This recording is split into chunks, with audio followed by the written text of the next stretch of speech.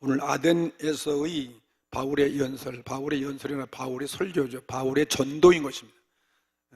바울은 이 전도, 이 바울의 설교를 통해서 수많은 사람들이 회개하고 구원받게 되어지고, 그로 인해서 반드시 교회가 세워지고, 이로 인해서 전 세계가 복음화되어지는 그의 중요한 연설 때문에 오늘 우리도 예수 믿게 되어지고 구원받게 된 것을 믿습니다. 바울은 전도하다가 데살로니가에서 쫓겨났습니다. 전도하면 쫓겨나기도 하고 배척받고 그다음 박해 핍박을 받게 되어 있습니다. 그래서 베레아라는 땅을 거쳐가지고 그 다음에 배를 타고 아덴이라는 곳으로 가게 되었다. 아덴은 지금의 이 그리스의 수도 아테네죠. 아테네. 제1회 올림픽을 했던 그 도시. 많은 지금도 신들이, 우상들이 많은 그런 대표적인 도시 하나죠. 이 바울의 전도는 이르는 곳마다 항상 소동이 일어나죠.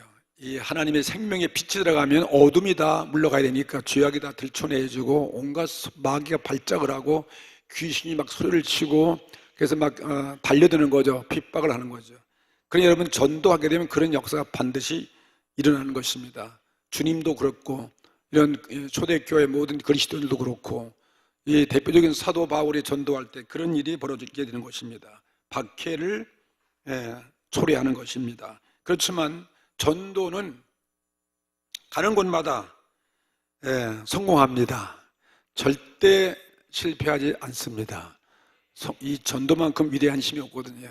그래서 오늘 우리도 와서 이렇게 보세요. 다 예수 믿고 보세요. 우리가 이만큼 교회가 커진 것도 보세요. 이게 바로 복음의 능력이죠. 전도의 능력인 것입니다. 전도는 이런 것마다 그래서 실패가 없어요. 이거는 성공하는 것이고, 그로 인해서 또 교회가 세워지는 거죠. 이와 같은 우리 교회도 처음 시작할 땐 땅한평도 교회에 새빵살된 교회가 이렇게 커지고 보세요. 교회가 세워지고, 그 다음에 믿는 자들이 얼마나 많은 믿는 자들이 우리 교회를 통해서 배출되었습니까? 수만 명의 사람들이 예수를 믿고 교회 다 안 나오지만 다른 교회도 가고 또 천국으로 이사도 가고 해외도 나가고 참 엄청난 그런 역사가 생겨나게 되어지는 것입니다. 지금까지 사도 바울은 이제 빌립보 지방 전도했죠. 그 다음엔 데살로니가에서 복음 전하고, 그 다음에는 베레아에서 복음 전하고, 믿는 자가 수없이 일어났다라고 그랬습니다. 수없이 일어납니다. 그리고 말로 다 할 수 없는 박해가 따랐지만, 핍박에 따랐지만 이 핍박은 무용지물이 아니다. 우리가 하나님이 쓸모가 있기 때문에 그 핍박받는 거 당연한 거예요. 핍박받으면 기뻐하고 즐거워하라. 우리는 대개 복음 전하면 망신당하고 내가 망가지고 내가 무너지고 그래서 그걸 두려워가지고 못하는데 그게 아니다. 그 과정을 통해야 우리가 더 높여지고 위대한 하나님의 능력이 역사하는 것입니다. 그래서 박해는 절대로 무용지물이 아니다. 믿으시면 아멘 합시다. 그리고 하나님의 복음은 더욱더 퍼져가고, 복음은 더욱더 퍼져나가고, 그 다음엔 더 우리의 믿음은 뿌리를 내리고 더 강해지고, 나무 뿌리가 내리듯이 바람이 태풍이 불면 더 땅속으로 들어가는 것처럼 말이죠. 우리의 신앙, 이게 참된 신앙이 이 복음 전도를 통해서 생겨난다, 핍박을 통해서 생겨난다 하는 것을 믿으시기 바랍니다. 일찍이 스데반 집사의 죽음 순교로서 시작된 이 복음 보세요. 하나님 말씀 예언대로 예루살렘과 유다와 사마리아와 땅 끝까지 이르러 이 복음이 너희들이 복음의 증인이더라고 하셨잖아요. 복음 전도 증인이더라는 것처럼 이 복음이 이런 결과를 가져온 거죠. 땅 끝까지 전파되고, 그래서 복음이 이렇게 아데네까지, 지금 그 당시 로마 제국 시대에 로마까지 지금 퍼져가고 있는 모습을 사도행전에 기록되어 있습니다. 그 복음이 퍼져나가는 곳에는 언제나 박해가 동반된다. 우리는 평온무사한 그런 전도를 하지 말고, 평온 전도의 이 전도는 언제나 이건 굉장한 효과가 있는 것입니다. 하나님 나라가 세상 나라를 점령할 땐 거기에 반드시 대가가 지불되어지는 거죠. 우리가 구원받기 위해서 예수님의 십자가의 그 희생의 대가를 통해서 이루어진 것과 마찬가지입니다. 천국은 그냥 이루어진 것이 아닌 것이다. 늘 침노하고 영적인 싸움을 통하고 희생 헌신을 통해서 이 땅에 언젠가는 반드시 세워지는 것입니다. 그 당시 아테네는 세계 중심, 지식의 중심지라 해서 세계 모든 학문의 중심 도시였다. 로마의 이 시대에 그 당시에 대학의 도시였다. 그만큼 학문을 많이 했기 때문에 바울은 그래서 이제 이 아테네 가가지고 핍박에 쫓겨서 데살로니가에서 쫓겨가지고 그곳에 가가지고 뭘 봤느냐? 많은 그 예술품들 봤어요. 많은 작품들, 조각품 새겨진 그 조각품을 보고 그 조각에 새겨진 그 형상들, 조각 글씨, 조각물이 모두 다 그들이 섬기는 신의 이름을 써놓은 거예요. 전부 다 신상. 일본에 가서도 신상이 많이 있는 걸 볼 수 있어요. 신사도 많고, 그들은 그리스도 거기도 마찬가지죠. 그 신상을 많이 있는 것을 보고 우상 숭배하는 그 백성들, 이 우상 숭배에 대한 그들의 신을 섬기는 것이 얼마나 불쌍한 것인가. 잘못된 우상을 섬기는 그런 사람들에게 참 신이 누구인가? 참 하나님, 우리가 섬겨야 할, 정말 우리가 섬겨야 할 대상, 살아계신 유일한 그 신이 어떤 분인가를 가르쳐주기 위해서 지금 대연설, 대설교를 하는 장면을 읽었습니다. 16절 말씀 본 그대로 바울이 아테네에서 저희를 기다리다가, 누구냐면 그의 바울과 실라 제자들을 기다리다가 온 성에 우상이 가득한 것을 보고 마음에 분하여, 온 성에 그냥 우상으로 가득하니까 마음이 얼마나 아프고 말이에요. 예? 사단들이 이렇게 온 사람을 다 지배하고 우상들이 이렇게 만연하고 우상 앞에 모든 사람들이 막 이렇게 잡혀있는 것을 보고 마음이 분할 수밖에 없잖아요.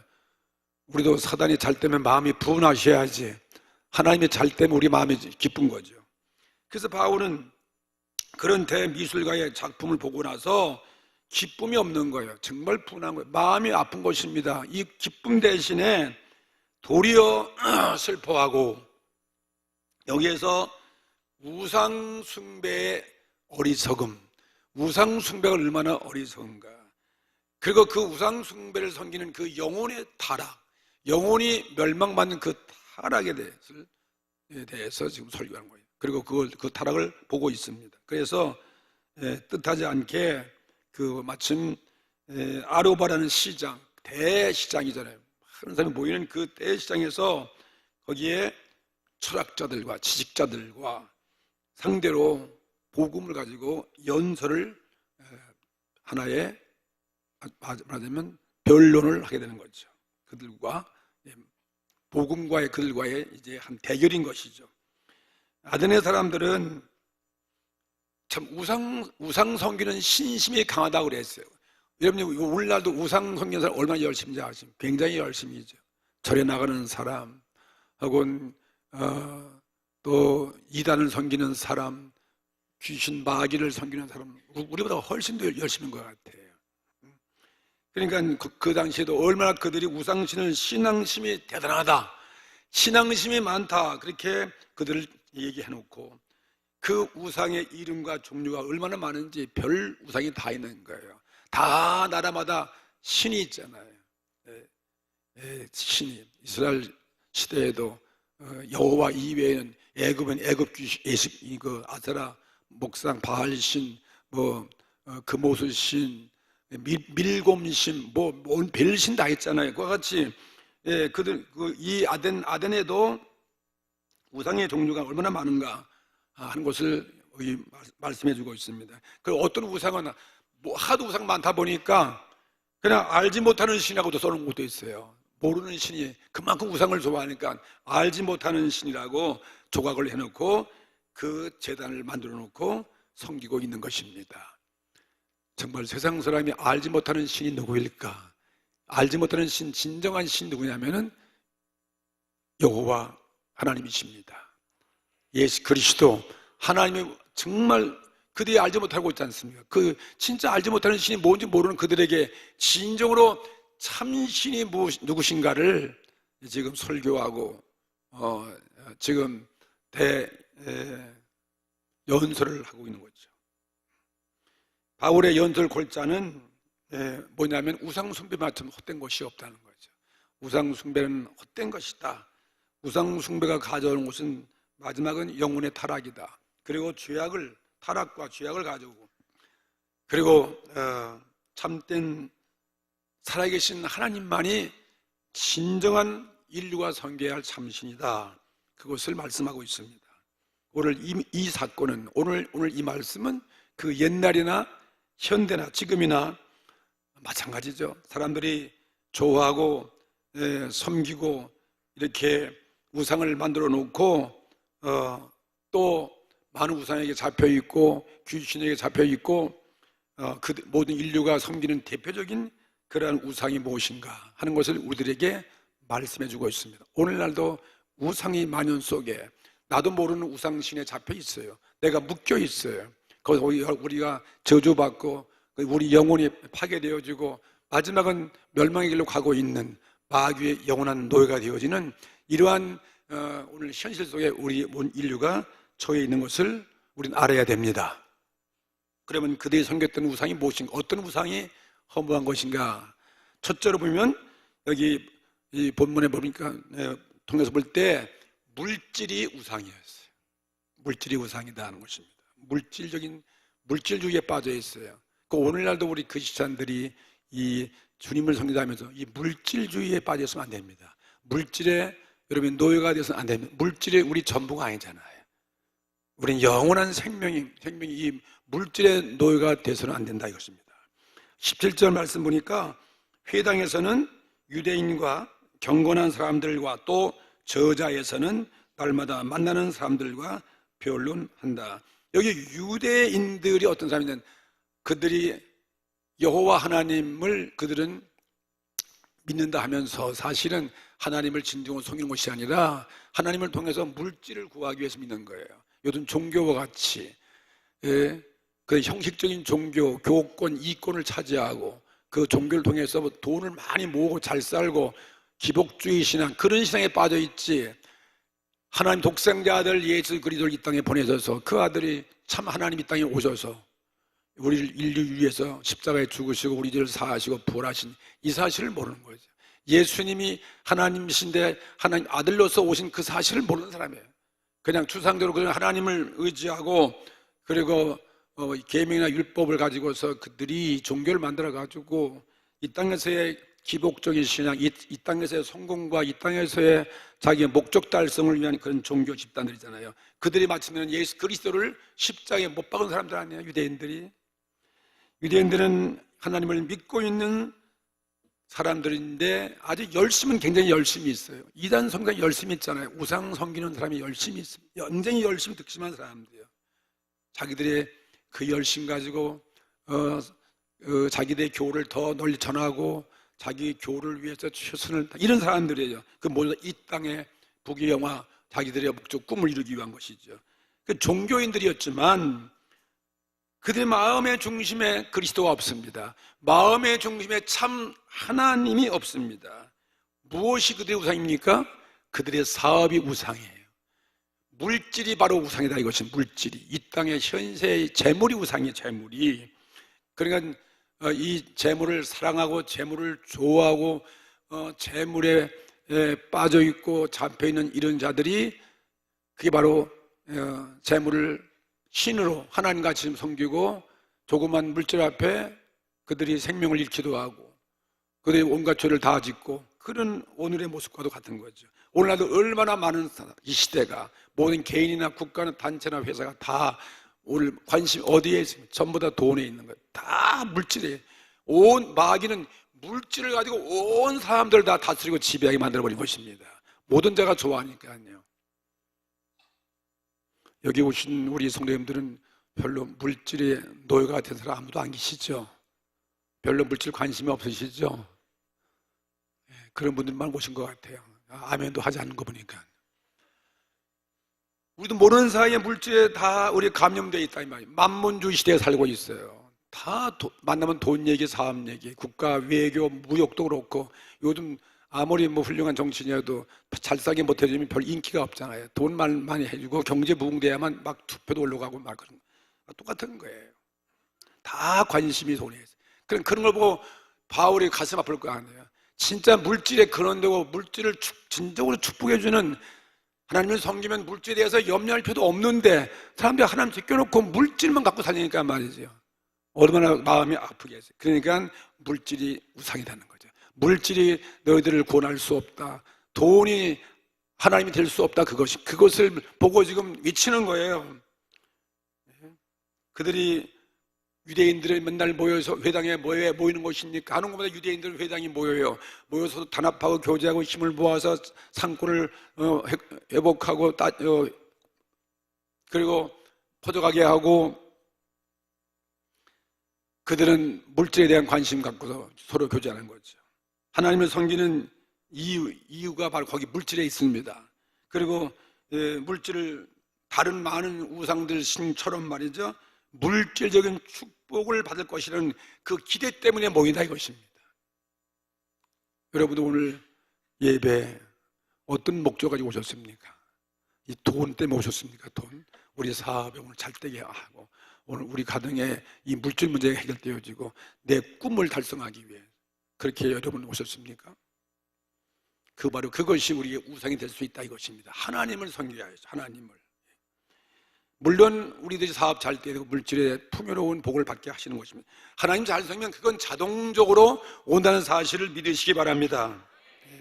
그러나 우리의 이 신앙의 목표가 사업의 축복, 물질의 복만 받기 위해서 하나님을 섬기는 것은, 이건 우리 신앙의 이유가 될 수 없는 것입니다. 우리는 위대하신 전능하신 하나님, 영생의 구원을 주신 하나님, 우리 죄를 사하시고 우리의 영원한 생명을 주시는 거룩한 하나님 백성이 되어지고, 그 하나님께 우리 감사하고 사랑을 고백하고 찬양하는 그런 예배를 보기 위해서 우리 모이는 거죠. 하나님을 물질 복받는 수단과 방법으로 사용해서는 안 된다 이것입니다. 하나님은 우리의 예배와 기도 속에 오늘 영생에 대한 구원의 감사가 있어야 돼요. 구원의 감사. 그리고 저희 삶의 기쁨, 하나님의 사랑과 존귀를 받으시기에 우리는 합당한 그런 예배를 드리기 위해서 오는 것입니다. 오늘 하나님의 참 사랑과 축복과 생명과 기쁨과 꿈과 소망이 넘치는 예배가 되셔야 돼요. 진정한 행복을 여러분이 하나님 잘 섬겨서 하나님을 잘 섬긴 백성 되어서 기쁨과 행복을 누리는 우리 성도가 되시길 바랍니다. 마음에 돈에 잡히고 돈에 수전도가 되고 돈에 속박되고 이런 우상이 되면 이건 참 우리 인생이 어리석은 것이고, 마지막은 돈의 모든 만악의 죄악의 근본이에요.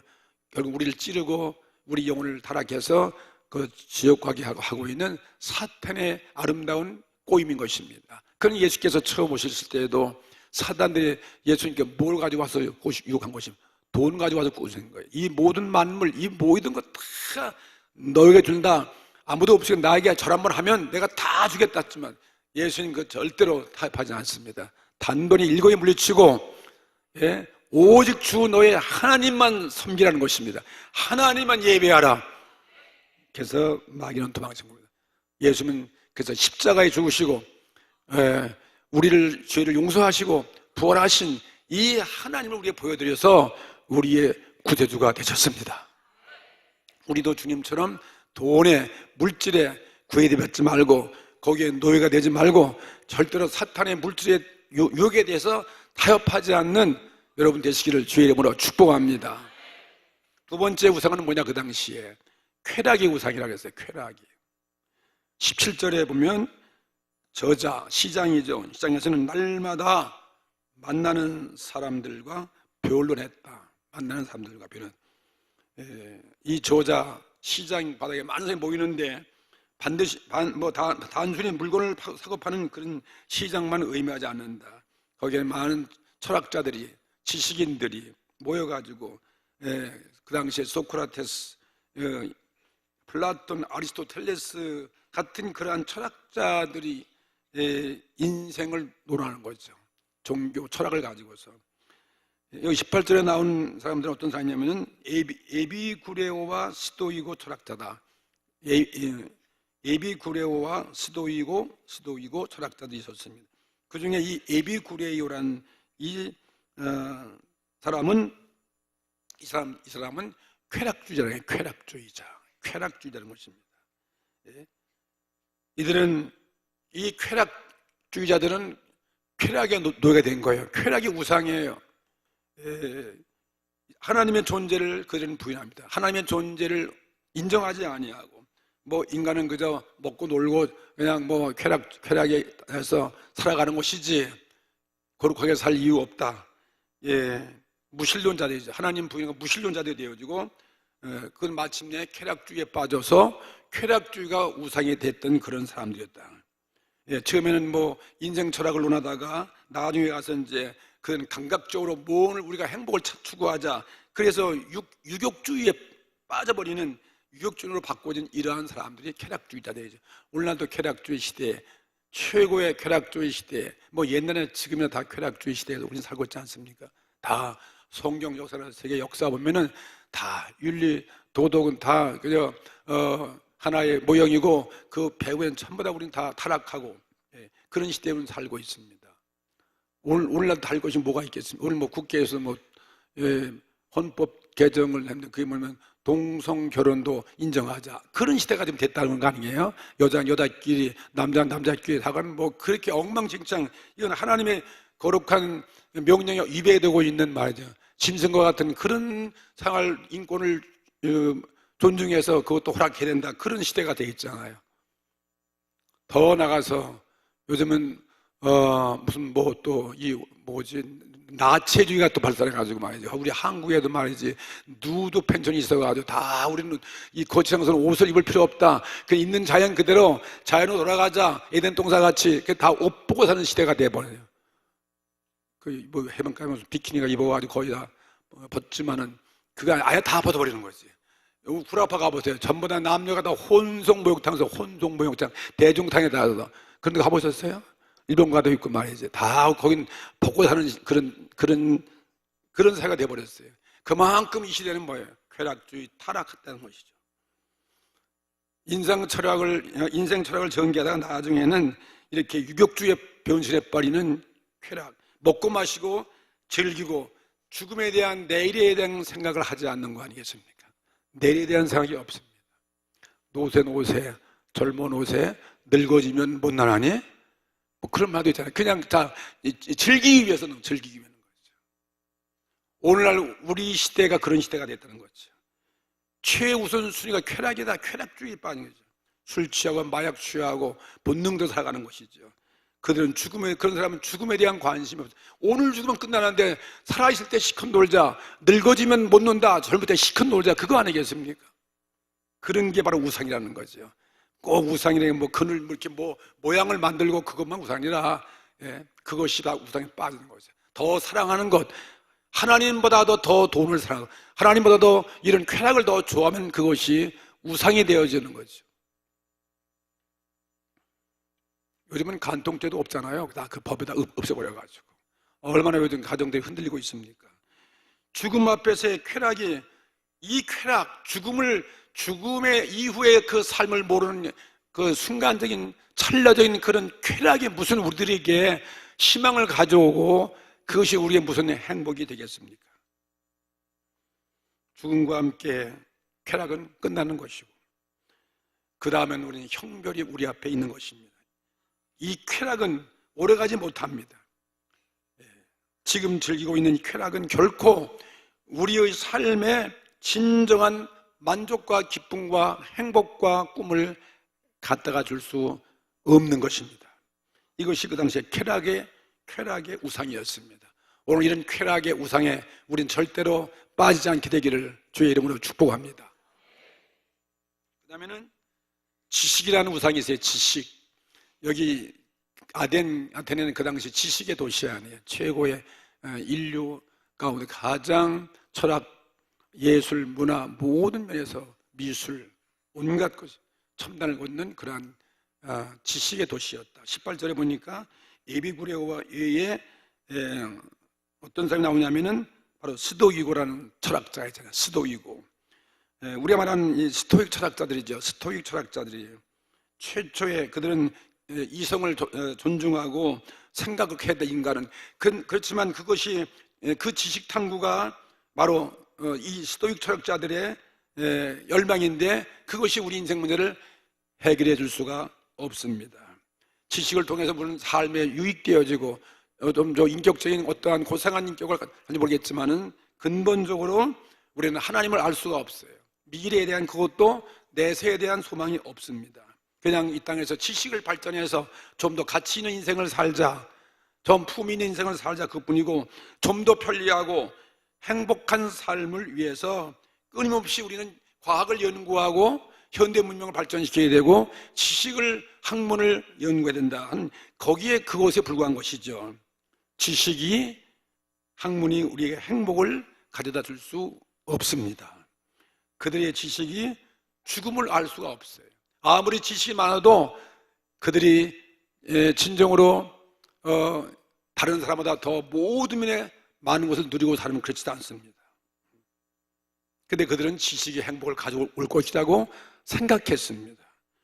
참된 지식의 근원자는 여호와 하나님, 창조주 하나님밖에 없습니다.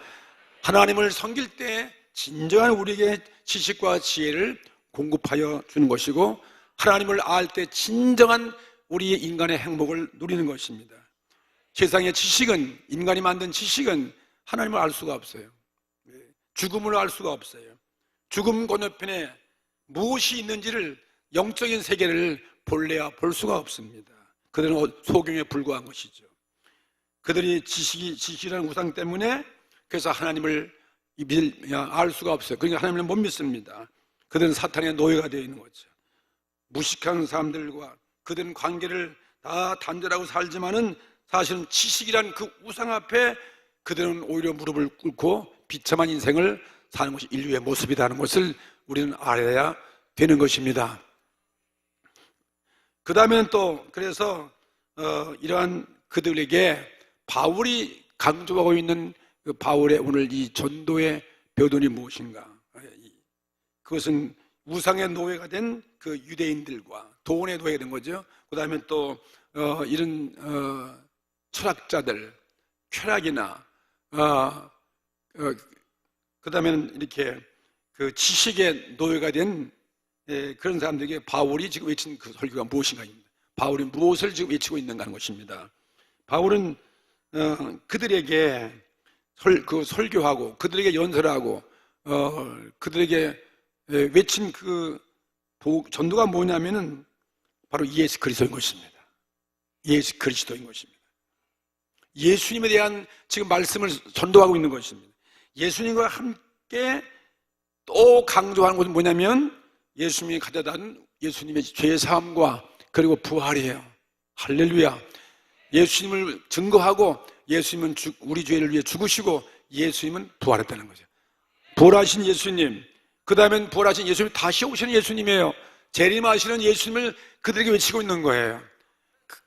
그들에게는 참 이해할 수 없고 그들 말을 들었을 때 그들이 막 핍박을 가고 박해를 가겠지만 바울은 이 복음을 담대히 전파하고 온 것입니다. 마지막에 심판이 있다는 거예요. 하나님이 계셔서 이 죄에 대한 끝장이 있다.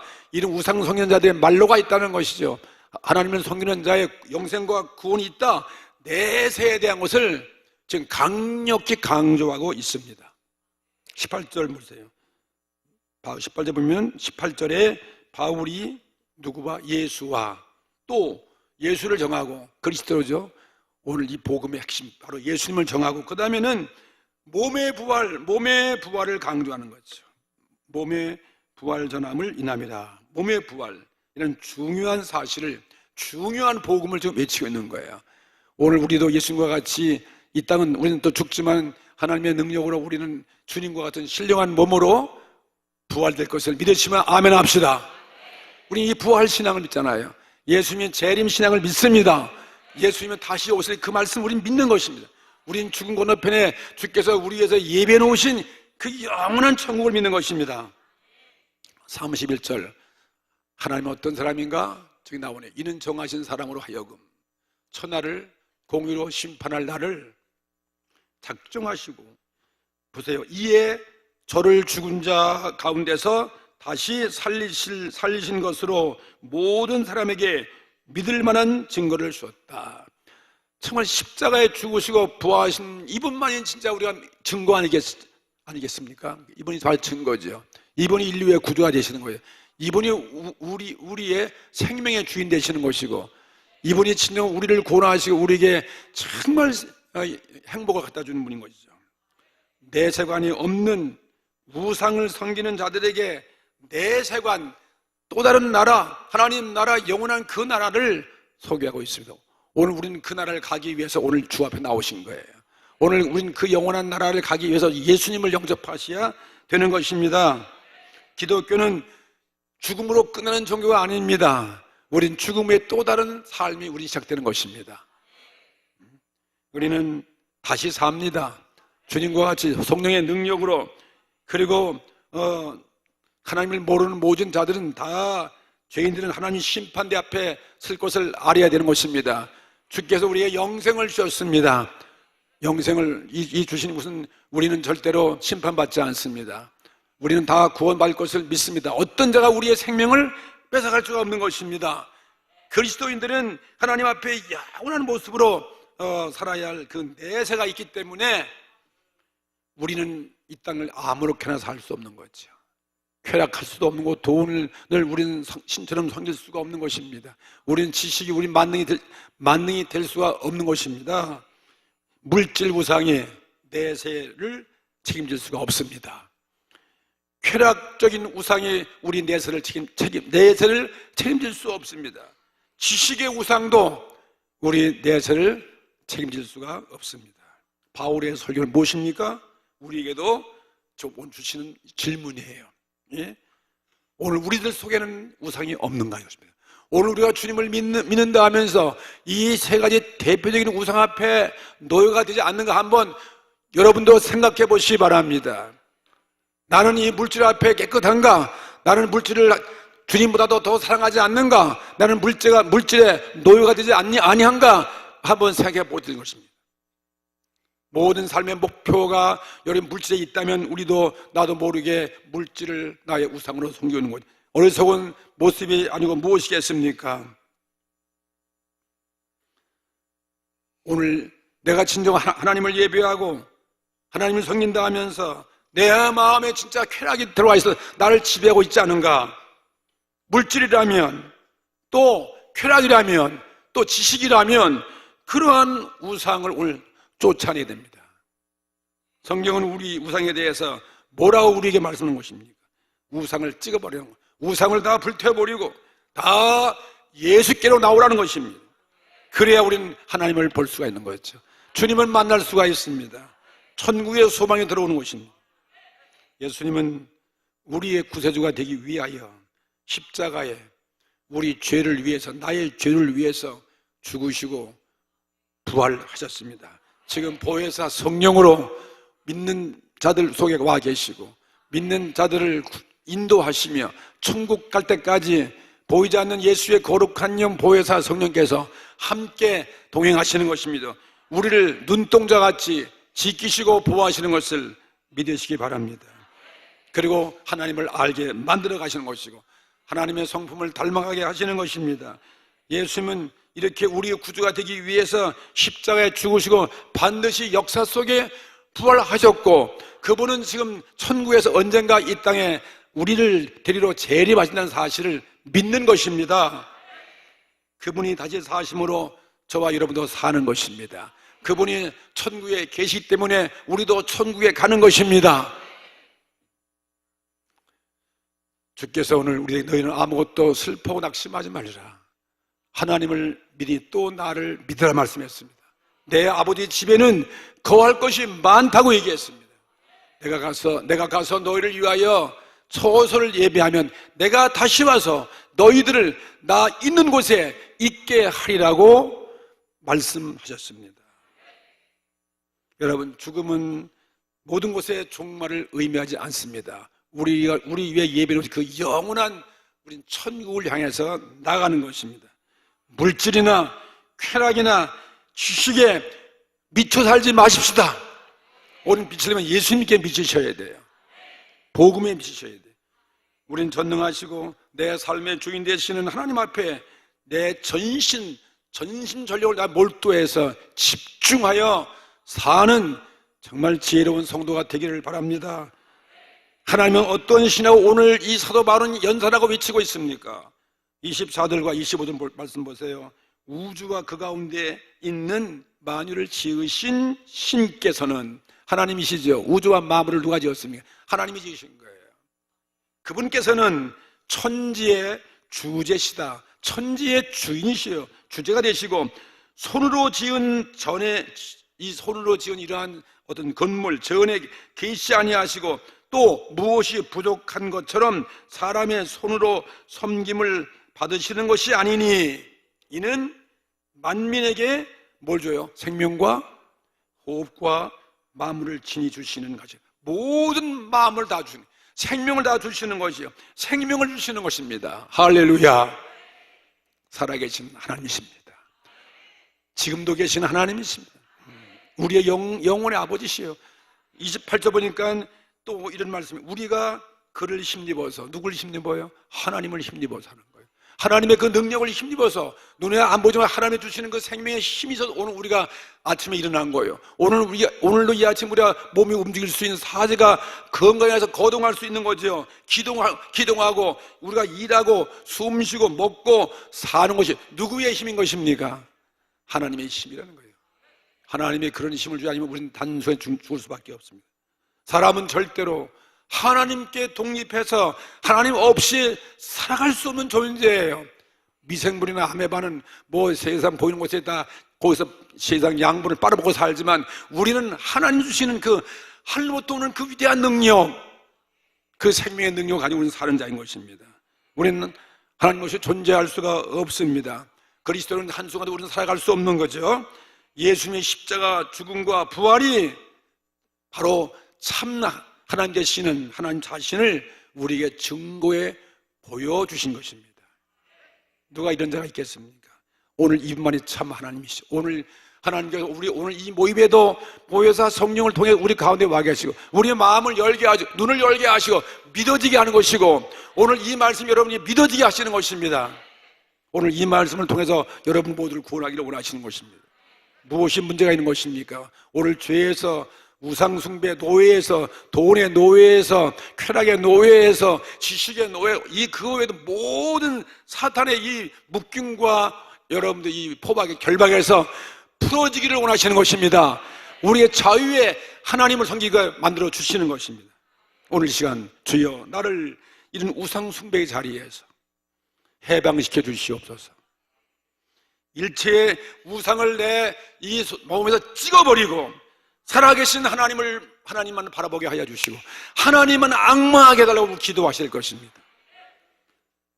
주님 앞에 지금까지 내가 우상처럼 섬겨왔던 어떤 그 재물, 어떤 세상 욕심, 탐욕, 쾌락, 지식, 우상, 이거 아무것도 아닙니다 하고, 주님만이 내 삶의 주인입니다 하고, 나의 희망입니다 하고, 내가 붙들고 있고 내가 사랑하던 그 어떤 우상에서 오늘 주여 나를 자유롭게 해주시옵소서. 나를 오늘 해방시켜 달라고. 오늘 시간 모든 사탄의 노예에서, 귀신들의 이 포로에서, 병마의 이 포로에서, 저주의 이 포로에서 오늘 자유케 해달라고 다 같이 오늘 주 앞에 기도하시는 저와 여러분 되기를 주의 이름으로 축복합니다.